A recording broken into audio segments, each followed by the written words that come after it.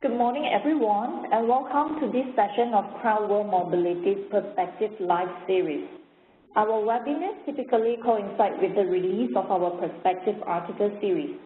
This is an opportunity to hear an additional angle on the topic straight from our own subject matter experts here at Crown. My name is Lip Wei, and I'm the Regional Marketing Manager for Southeast Asia region based in Kuala Lumpur, Malaysia. I'm responsible for the regional marketing activities throughout Southeast Asia region and supporting regional initiatives and project management. Okay, for us to quickly get started, I want to give you a couple of technology tips to keep things running smoothly. First, you will be on mute throughout the session. If you can also mute the audio by yourself, please do so. Thank you. Second, should you have any technology issues during the webinar, please note that my phone number and my email address is listed on the right of your screen in the chat box. Please feel free to contact me for assistance, and you will hear from me again during the question and answer session at the end. And one more important note here before we start the webinar, Crown's Perspective Live webinar has CPR credits available for ERC's professional certifications. If you would like to gain credits, please write down the session number on the screen, 15538. I repeat, the number is 15538. We will show this number again at the end of the webinar.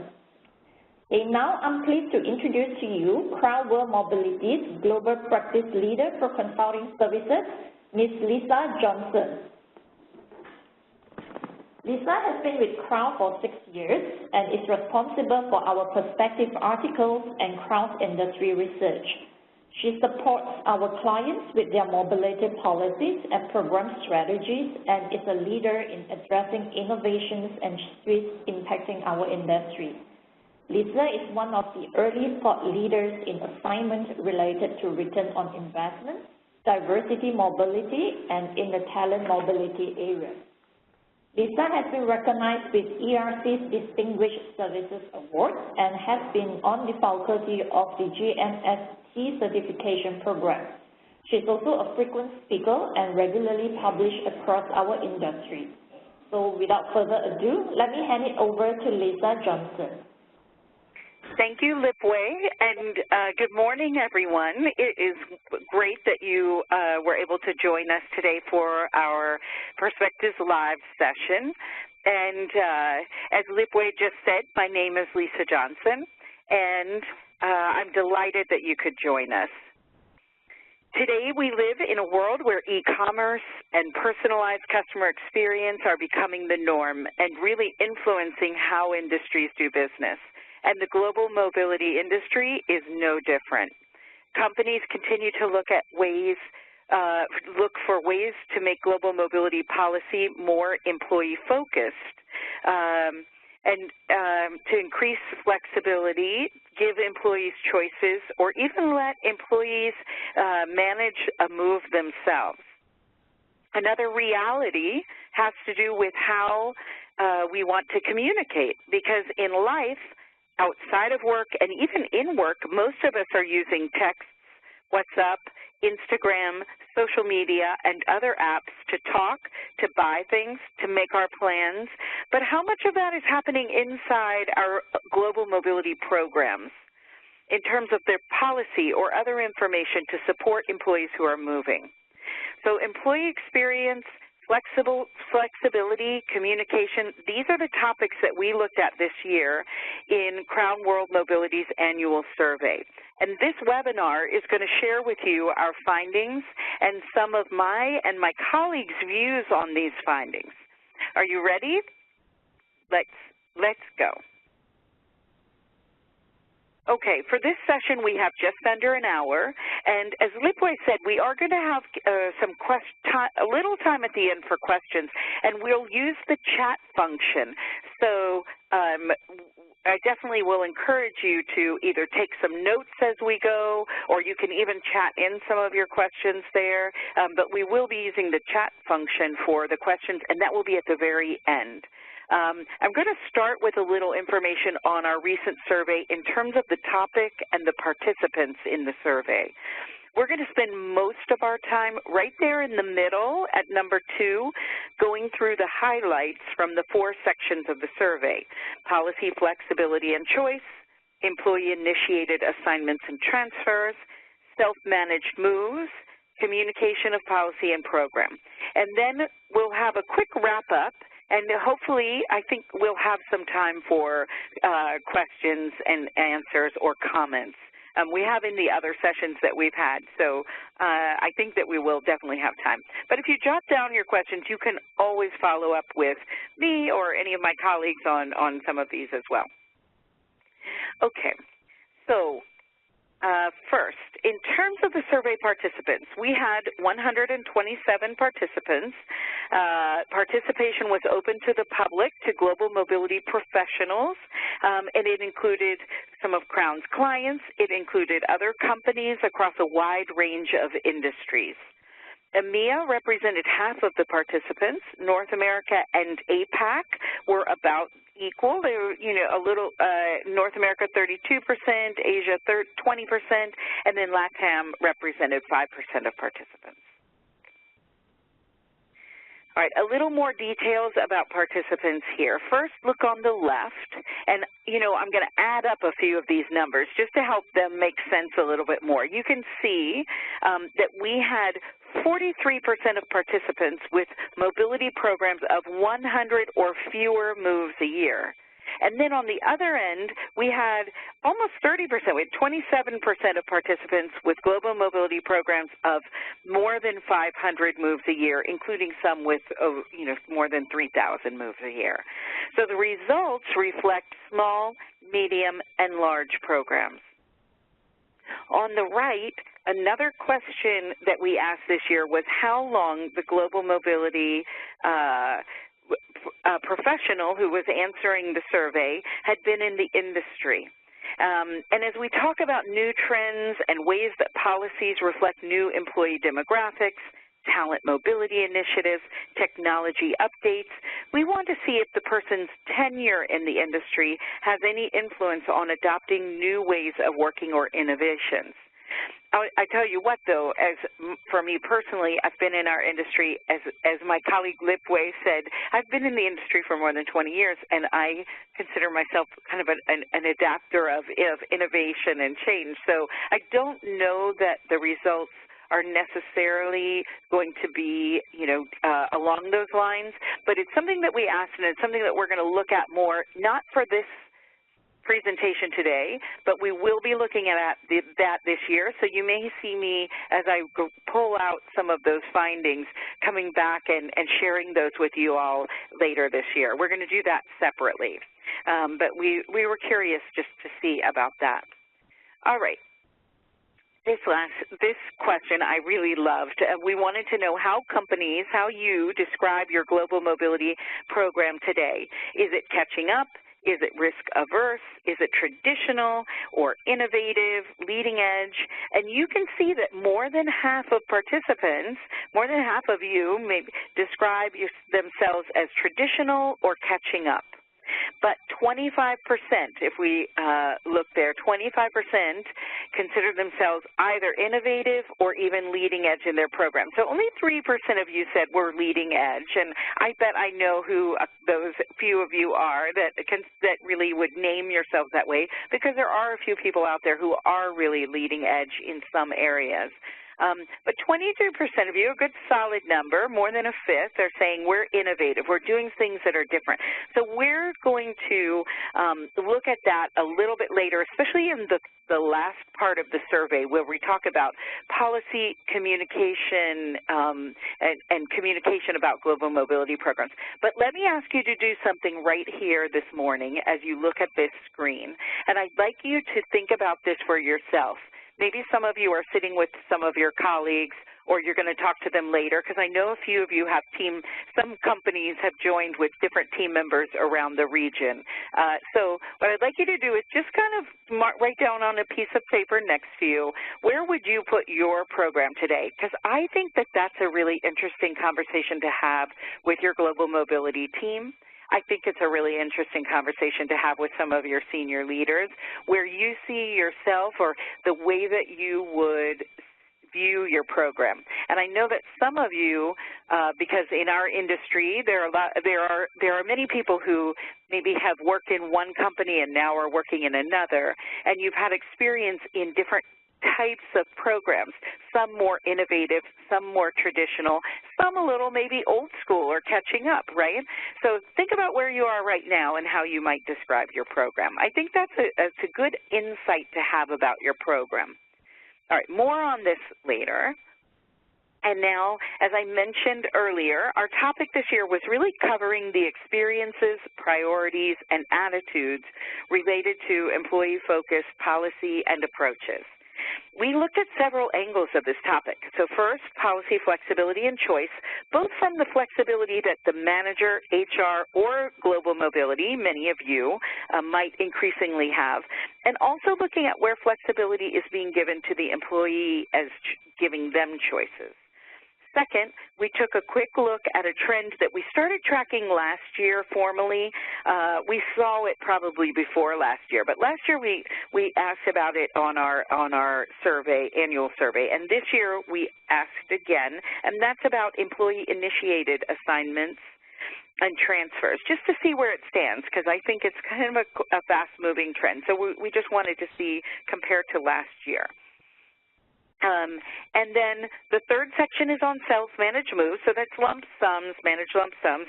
And finally, we ask companies about how they communicate policy and programs information to their employees and any updates to share in that space.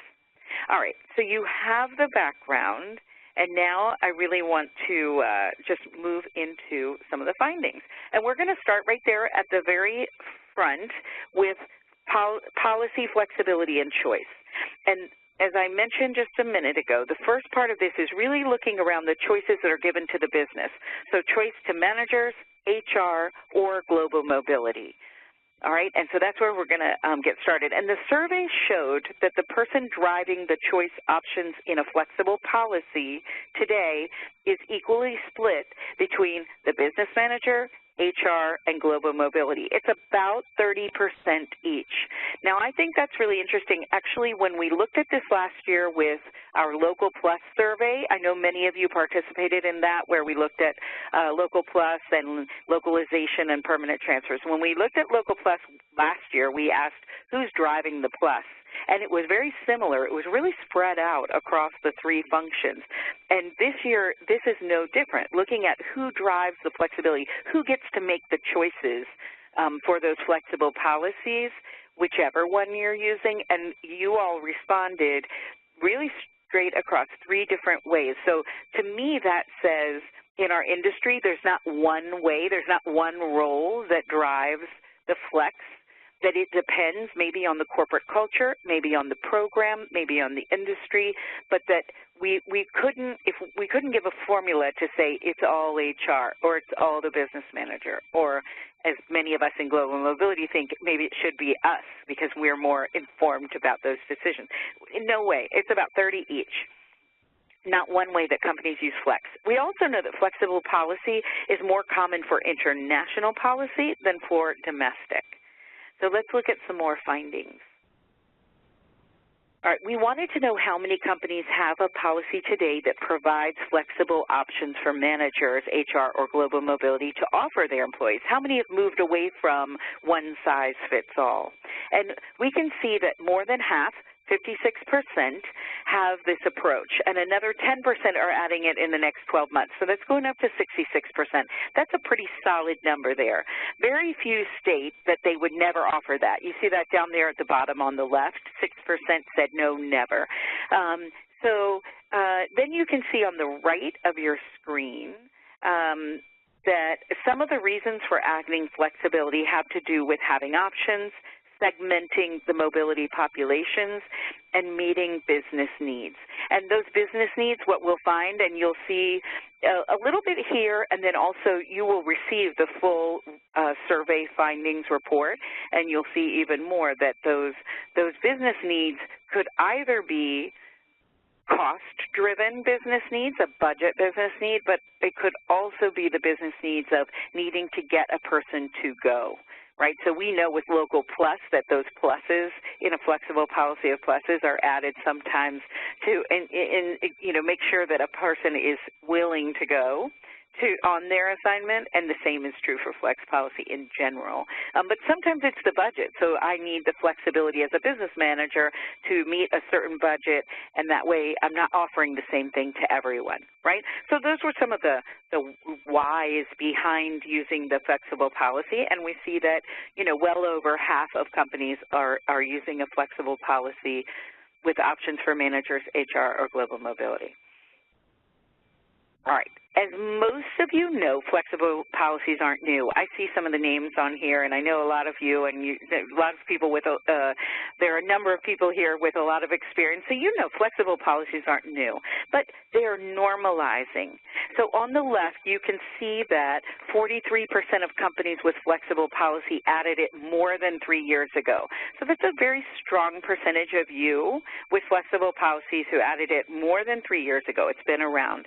And as you all know, I lead Crown's consulting services, and I can say that almost every request that my team gets for policy development involves flexible policy of one type or another. Very rarely do we work on straightforward policy for new requests that's the traditional long-term assignment policy that has no flexibility in it.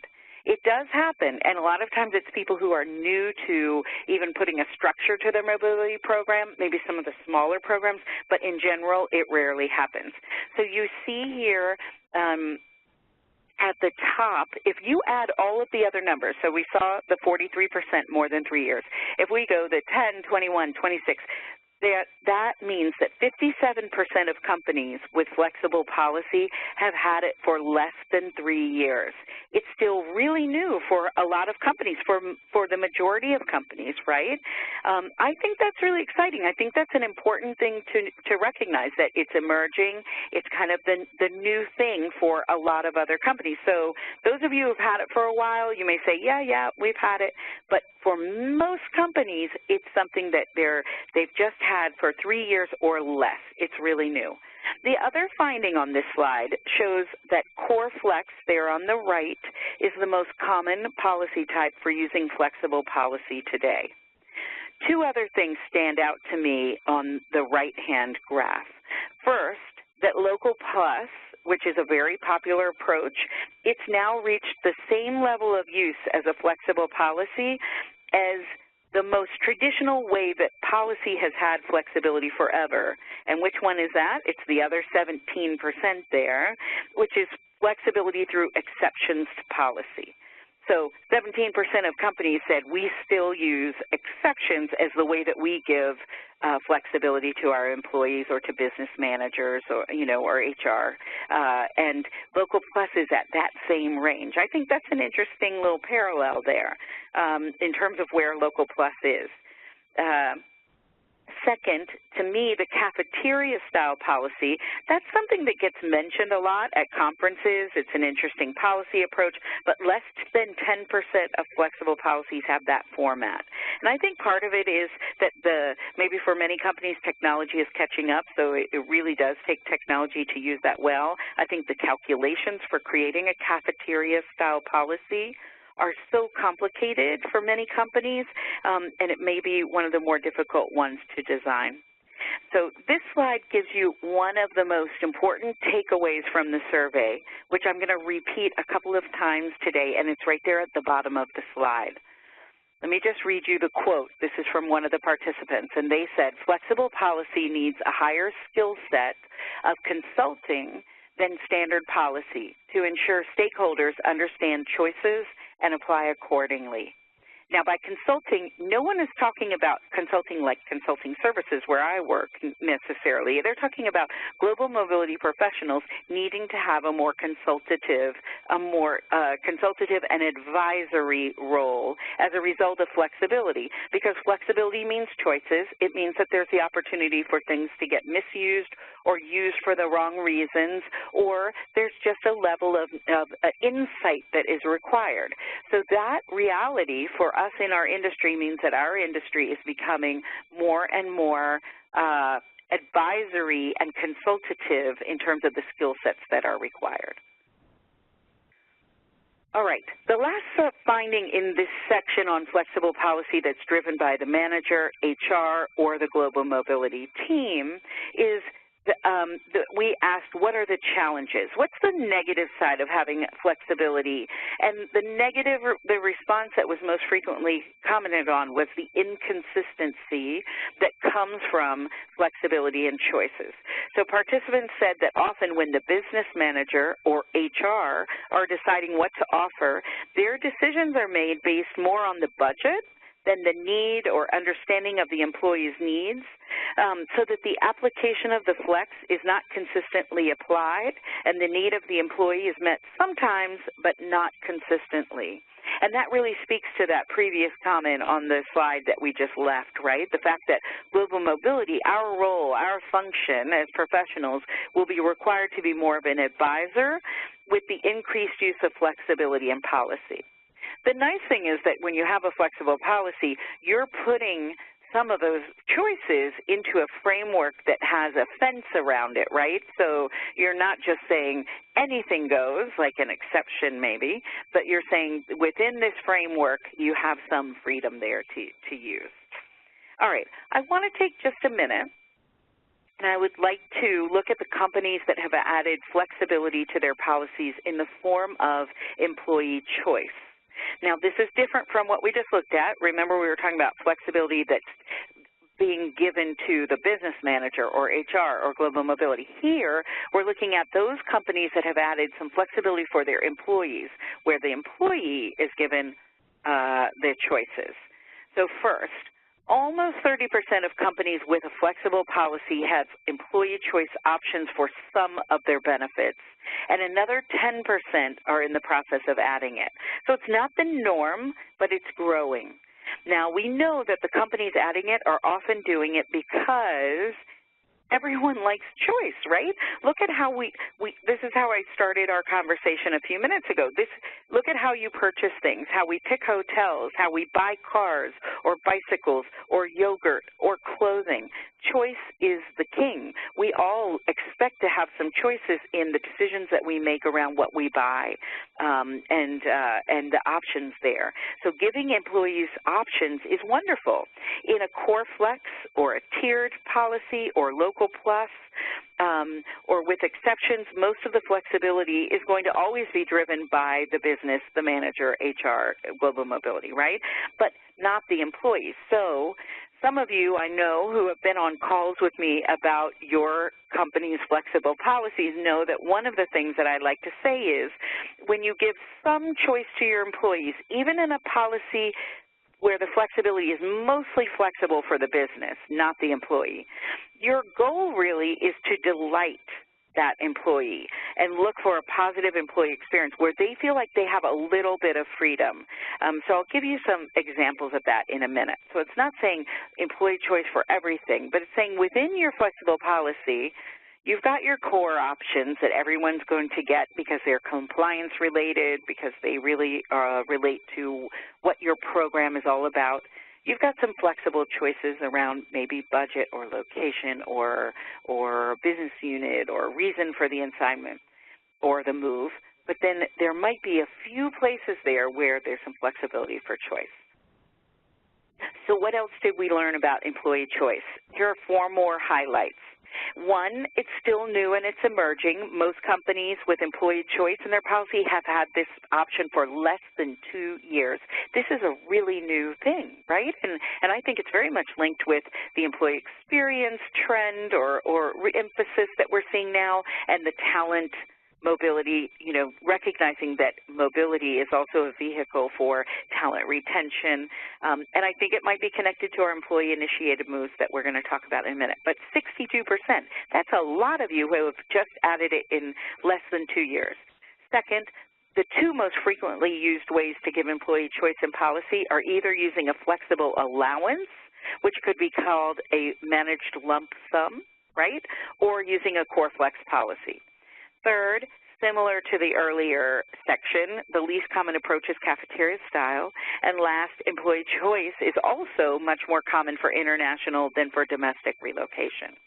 Now, I know in our consulting practice here at Crown, we see examples of this in benefits like household goods shipments, where some can choose to ship their stuff or have a smaller air shipment and then a furniture allowance to buy furniture in the new location, or maybe in having options to spend more on, say, a business class flight, but less on temporary housing when those options are bundled together in an assignment allowance. Employee choice. It's a topic we could spend a lot of time on, but today we're just sharing the highlights, and the full report will give you some more details on that. Okay, the next topic around employee focused policy is the employee-initiated move. So we're following this trend because today it is definitely linked to companies that have a strong talent mobility strategy, and they're using mobility as part of their recruiting, developing, engaging, and retaining talent initiatives. And we know that partly from knowing you all and what you're doing, partly from a survey that we did last year, and we said, why have you added employee-initiated moves to your program? And that was the clear response because of we're a talent mobility program. Our strategy is we have a strategic way of using mobility and engaging and retaining talent. We have a lot of young people. There were different reasons around that, and that's still true today. Now, we looked at this topic last year, as I said, and last year we found that 52% of companies had employee-initiated move options in their program, 52%, so just over half. So let's just take a look at a few of these findings now. All right, what did we find? First, this year it shows a small increase, right? So we're up to 56%. So it's not going backwards, it's going forwards. And it is predicting to go up to 60% in the next 12 months. And a number of companies saying maybe. So by a year from now, we would anticipate it's going to be up to 60% and maybe even bigger. Second, we asked about policy, because letting employees initiate their move does not always mean that a company has a separate policy for this.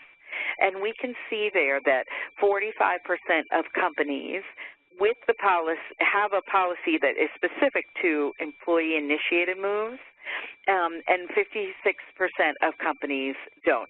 So 45% do, and we saw 56% say that they allow this. So the gap's not that big. I mean, it's a little more than 10% of companies. So that's okay. I'm comfortable with that. I think the policies will catch up, and we're seeing that definitely in our practice with the policies that we're working on. The quote at the bottom from one participant really sums up the biggest challenge that the survey this year and last year show about this approach.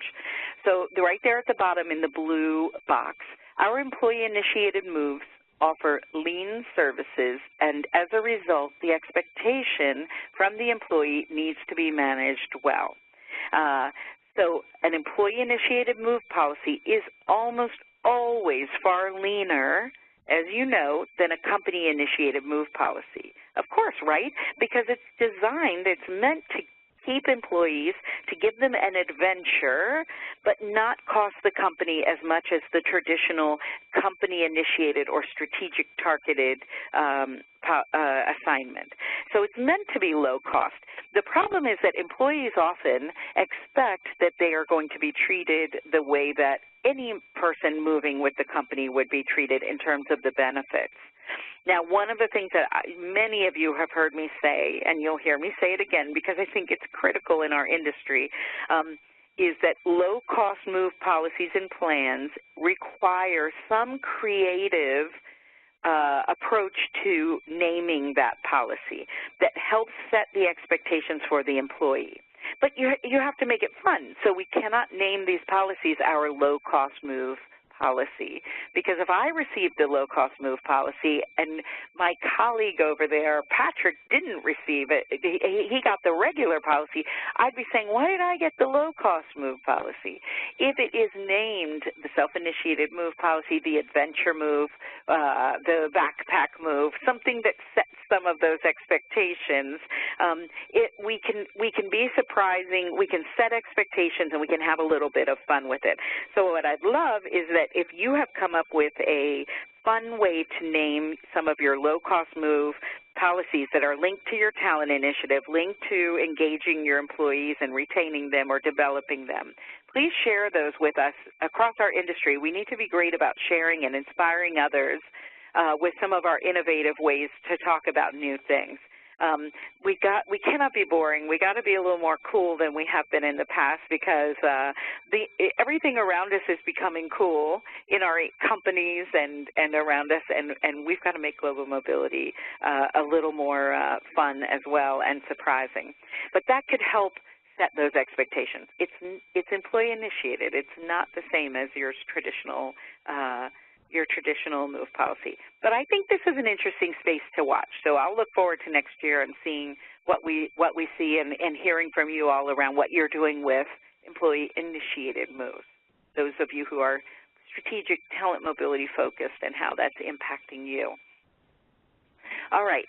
I have to spend a little more time here on self-managed moves because this topic is getting such a big buzz in the global mobility industry.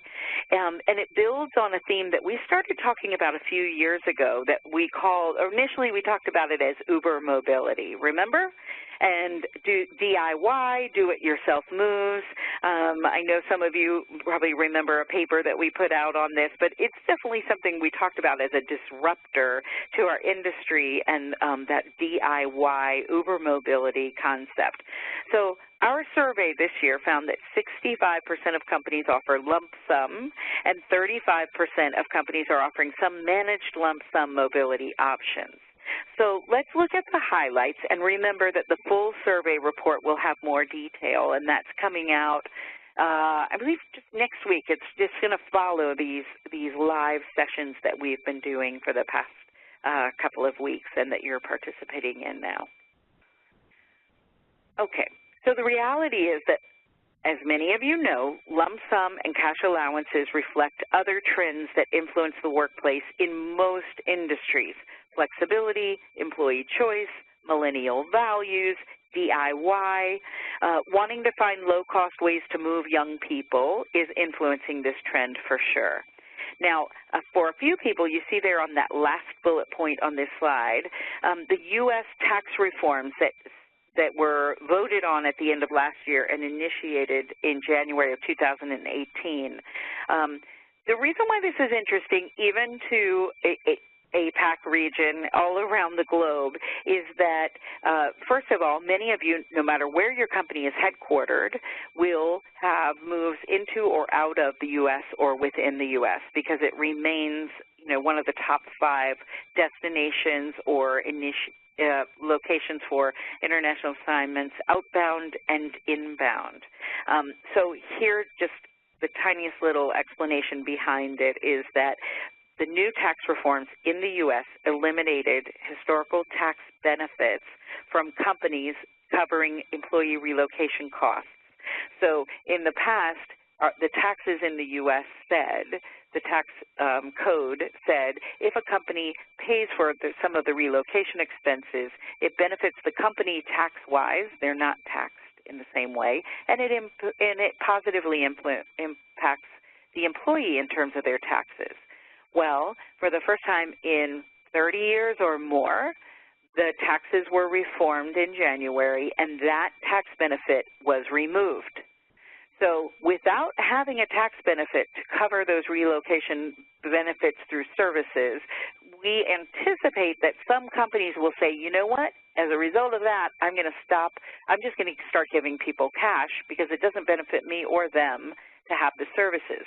Now, the reality is, from this survey, we found that there isn't a huge rush to make that change. I think it's still too soon to see if there's going to be an impact and if the impact will be on international moves or only on domestic moves, but we're going to keep watching that space. But we did ask about it this year, and we didn't see it as being huge yet.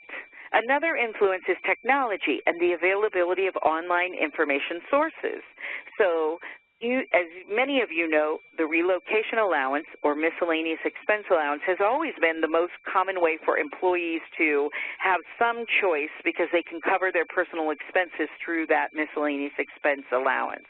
And today, according to Crown's 2018 Policy and Practices Report, which is separate from this, out of that report, about 100 companies are in that database, and we know that 88% of companies include a relocation allowance in their international assignment policy. So that's normal. But technology is allowing people to use cash in a more knowledgeable way, more efficient way. And so I think that that's also one influence of this trend. Now, we asked all of you who participated in the survey, global mobility professionals, to describe what's the first thing you think of with the concept of employees managing their own moves. And the words that you see are the words that really came out: risky, challenging, messy, stress. The majority of them were negative. There were some positive responses, two of them being independent and flexibility, right? And actually, just 2 weeks ago, we held a focus group here. I'm actually based tonight in Brooklyn, New York, and we had a focus group with some young early career employees who had just moved to New York in the past 6 months, from Japan, from Israel, from the Netherlands, from all over, and they had similar descriptions of moving on their own themselves.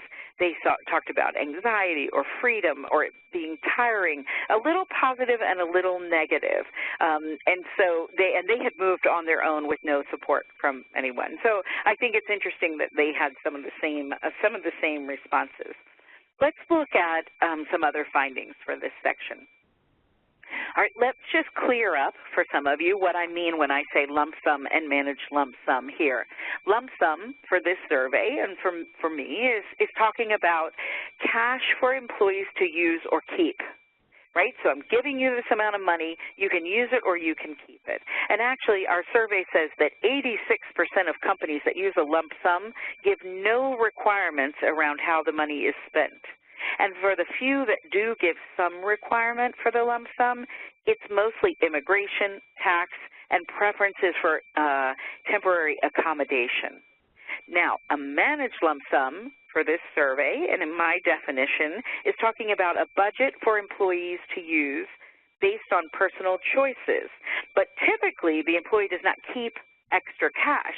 So it's just that you're able to allocate that money in ways that reflect your preferences. It gets applied differently depending on the choices taken, but it's not to pocket the cash the way that lump sum is. So you want a bigger house, then you have less to spend on the other benefits that allowance is covering. And I know some of you have flexible assignment allowances. It gives the employees some choices, but with that, not one of the choices is not to keep the cash and not use it for support, right? So that, to me, is one of the big differences there with lump sum and managed lump sum. And I'd love to hear from you, those of you who have these programs and have different definitions, because I think we need to be, we need to be knowing that we're talking about different things or we're using it in the same way. So that's a good conversation to have. All right. We wanted to know how much is being covered by cash allowance in terms of the total cost of a relocation. And the findings were a little bit less than what I had expected. It might be, maybe some of you, you'd say, yeah, this is what we know. But for me, I was expecting a little bit different. So for companies using a lump sum approach, giving people cash, a significant majority, 68%, say that the lump sum allowance accounts for 25% or less of the total amount spent on the employee's relocation. So they are spending 25% or less on the total relocation. Let's see if I might have skipped a slide. No. Oh, there we go. Right. So 25% or less. This is because often some of the big ticket items like household goods are not included in the lump sum, and that's the case for 76% of companies.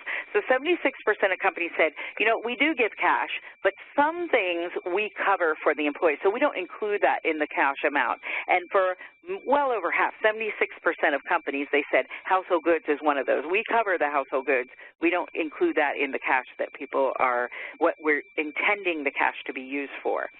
But only 8% of lump sum moves cover 100% of costs in cash. So there are 8% of companies out there that are saying, here's your cash, spend it however you want, but the expectation is this is the money you will have to get from point A to point B, and you have to cover everything with this cash or out of your own pocket. We're not going to give you more. 100% is of the cost is in that cash.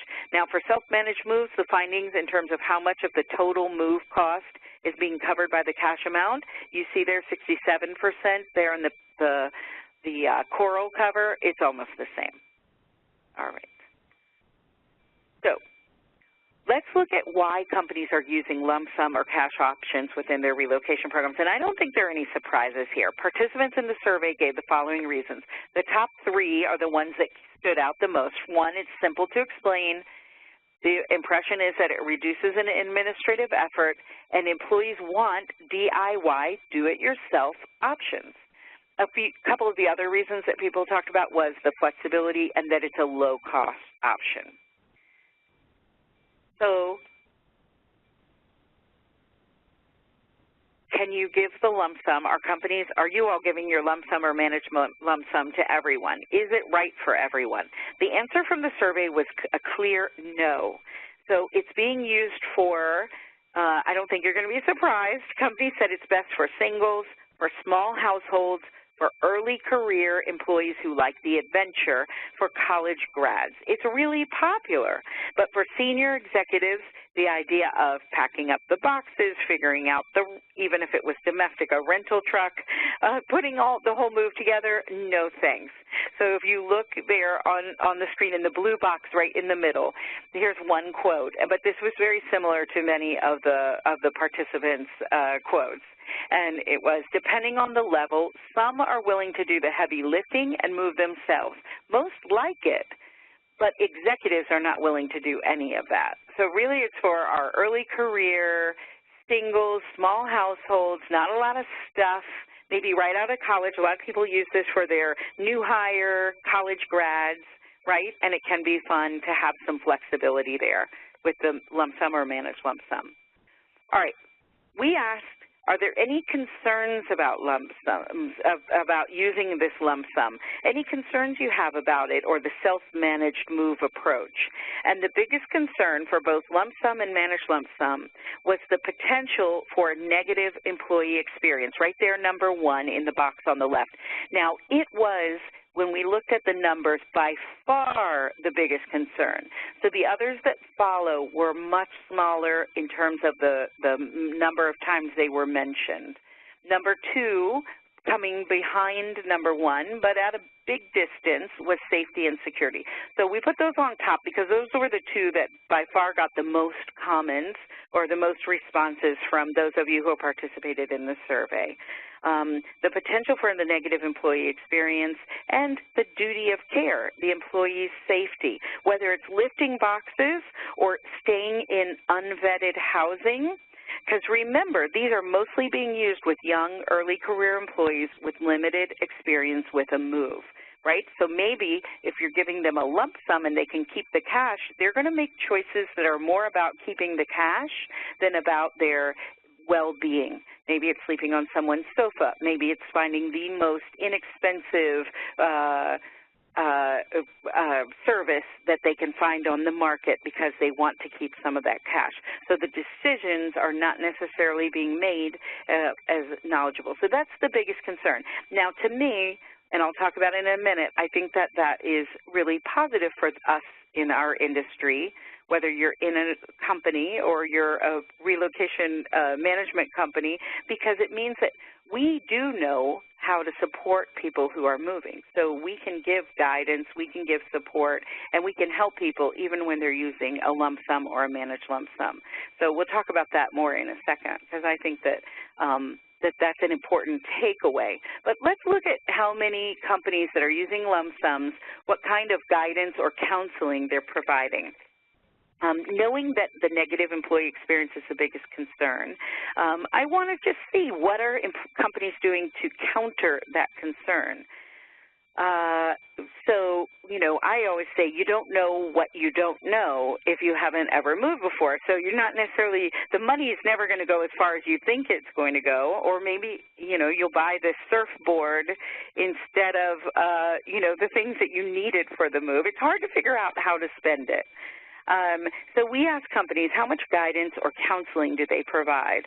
For those companies offering guidance, it always, all the time, you see there on the left, it's less than half, 40%, 36%. For those offering some when it's requested, it's pretty similar, right? See there in the middle, 35%, 38%. The real gap is only seen with the companies not offering any support. Almost 1/4 of companies offering a lump sum offer no guidance there on the far right.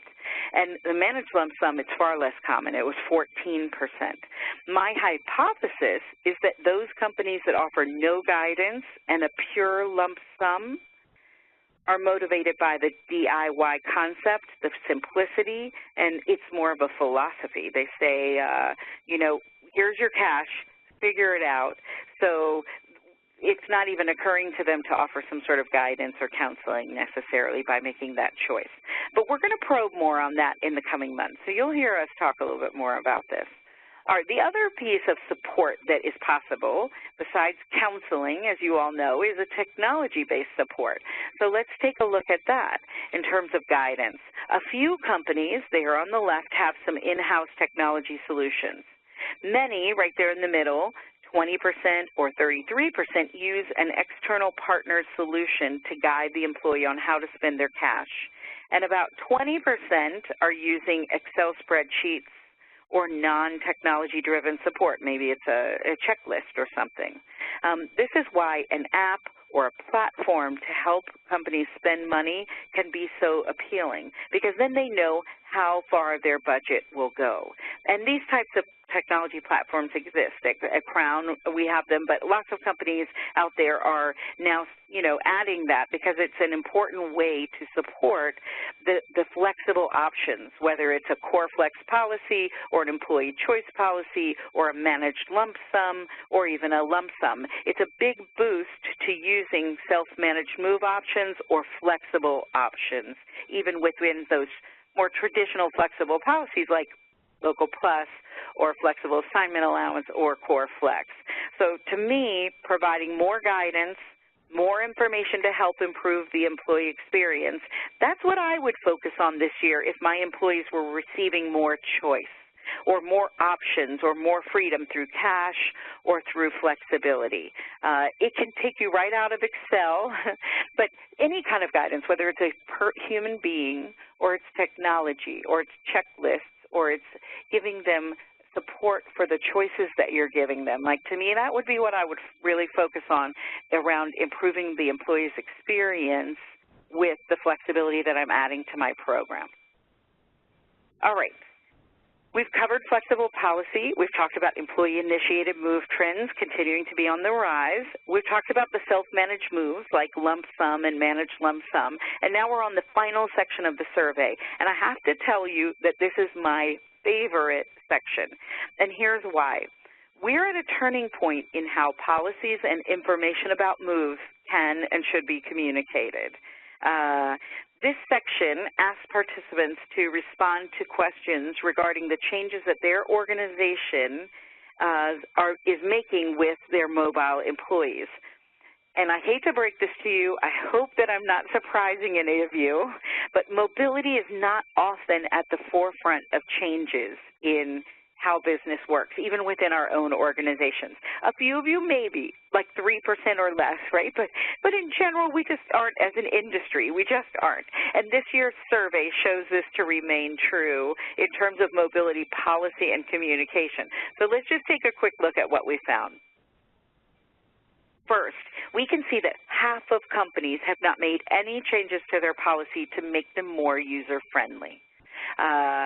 Right there in the middle, 50% have not done anything to make their policies more user-friendly.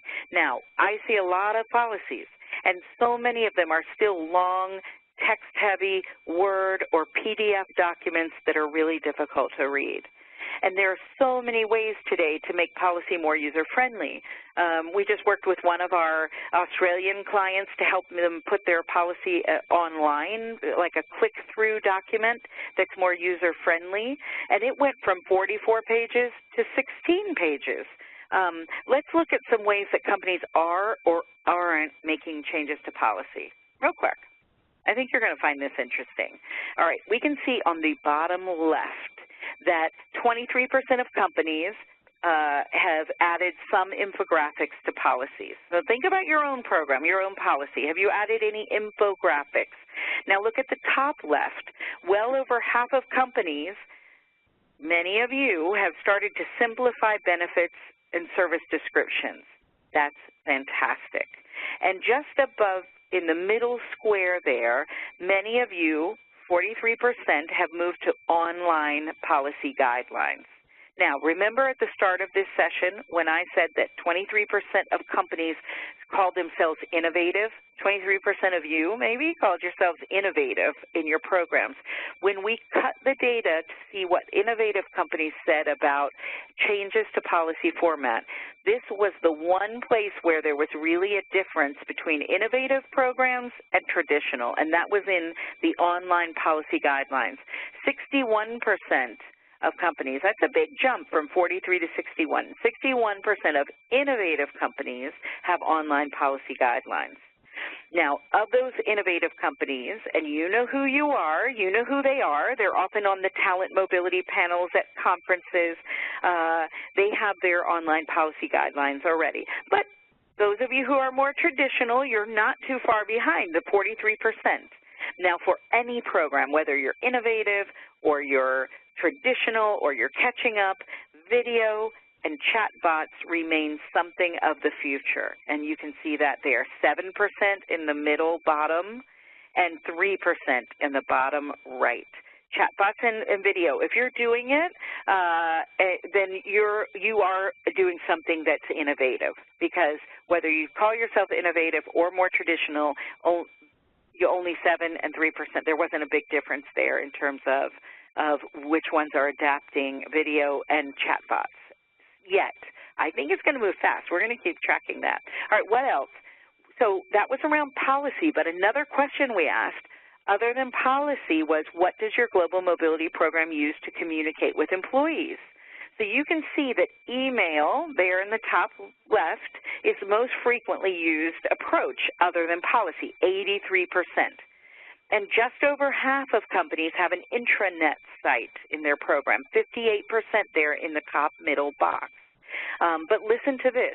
Of companies that describe themselves as innovative, it's 82% that have an intranet site. So it's almost pretty much the norm. I think that's a really big gap, right? That's the most significant when we cut the data between innovative and traditional companies.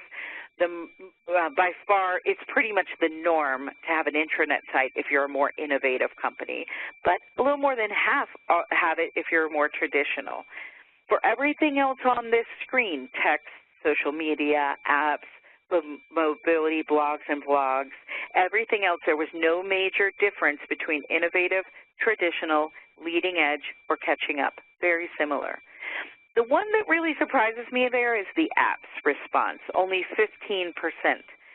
Because so many even relocation management companies now have apps. Crown does, many companies out there, right? So I think that this is one I want to first probe further. It could have been interpreted as within the company. Does a company have their own app, their own technology? And remember that about a quarter of survey participants have more than 500 moves a year, but a lot of the smaller size programs, maybe with less than 100 moves, maybe they have fewer innovative communication tools. We're going to have to probe that a little bit more, and that may be a conversation we have with some of you just to help understand where you put yourselves on this. Overall, I think the findings in this section reflect a general delay across our industry for adapting new ways of presenting information and communicating with employees. So approaches in communication that are commonplace for most of us global mobility professionals outside of the workplace all of you, whether it's texting, apps, social media, communities on social media, those are still infrequently found in use in global mobility programs. All right. I want to leave you with just a few of my highlights because we're about out of time, and I have a few conclusions, and I'll say that I've been looking at this since August, and every time I think I'm done with this, I can see some other things that I really like about the data. So I just want to share with you a couple of highlights here in conclusion. And so first, flex is the norm. More than half of companies with another 10% are adding flex in the next 12 months. So it's become the norm in policy.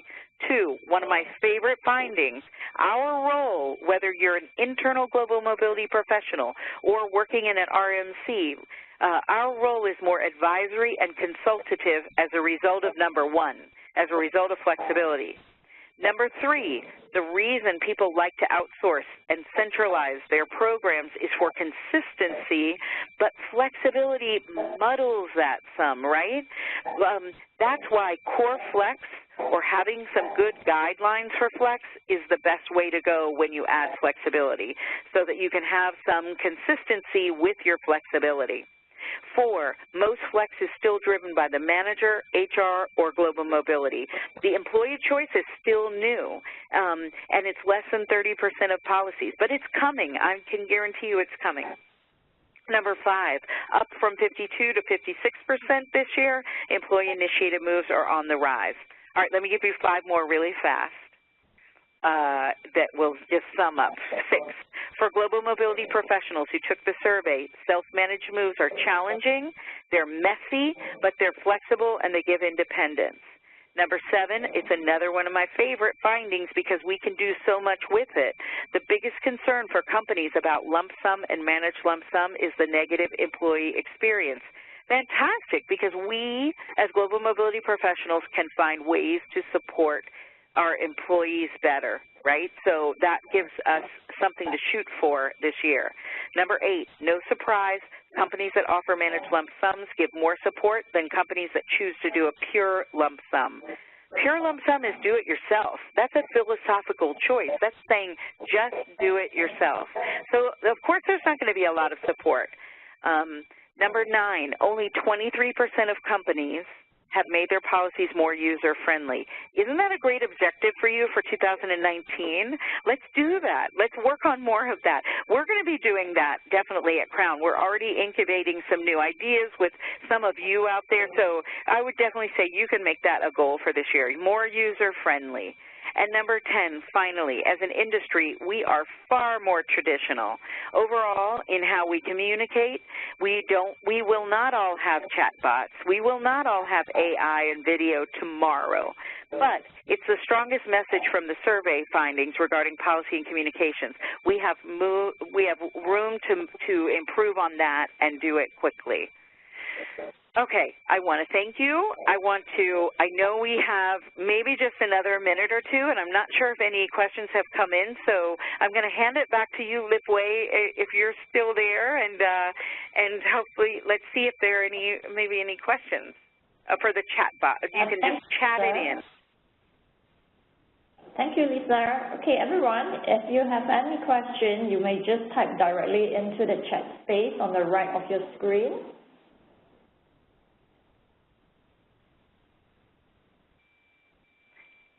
See if we have any brave. Sometimes we have questions and sometimes we don't. Well, let's see if we have any that come in. Lisa, here is the question that has come in. Okay. Why do you think our industry is so slow to update how we communicate? Well, that's a good question. I don't know. I think that it has something to do with the fact that global mobility, we've made this shift. In some companies, it's a very tactical side of supporting the business, right?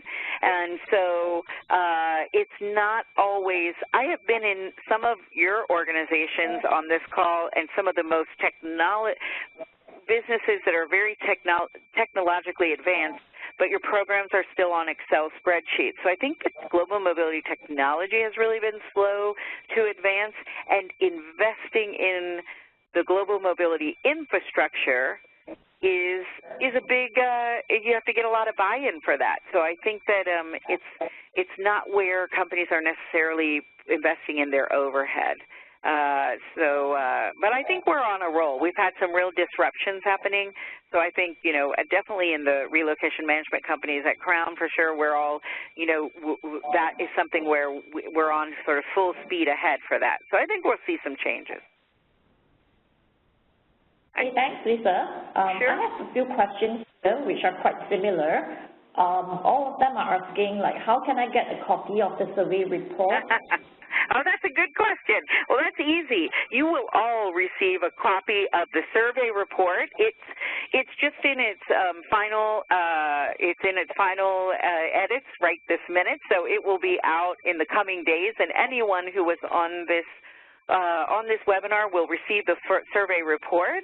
And we will have a tape of this session as well that you can share with others, and you'll be notified about that, and can even share with you the slides if you're interested in those. And I think now we're at the top of the hour, Lipway. So I think we'll wrap it up. I know it's the morning, and you guys are coming back from some of you from holiday weekends. So Lipway, I'll pass it to you to close us out. All right, thanks, Lisa. Hey, hi everyone. Thanks for attending this Crown's Perspective Live series. Okay. And remember that you can receive CRP credits for the ERC certificate, and again, the number is 15538, okay, 15538. Our perspective articles are posted on the Crown World Mobility website, and as mentioned by Lisa, all of you will actually receive the latest issue of Perspective article when it is launched in the coming week. Okay, thanks so much for attending the session, and a big thank you to my colleague Lisa Johnson. I wish everyone a good day ahead. Thank you very much. Thanks, Lipway. Thanks, everyone. Have a great day.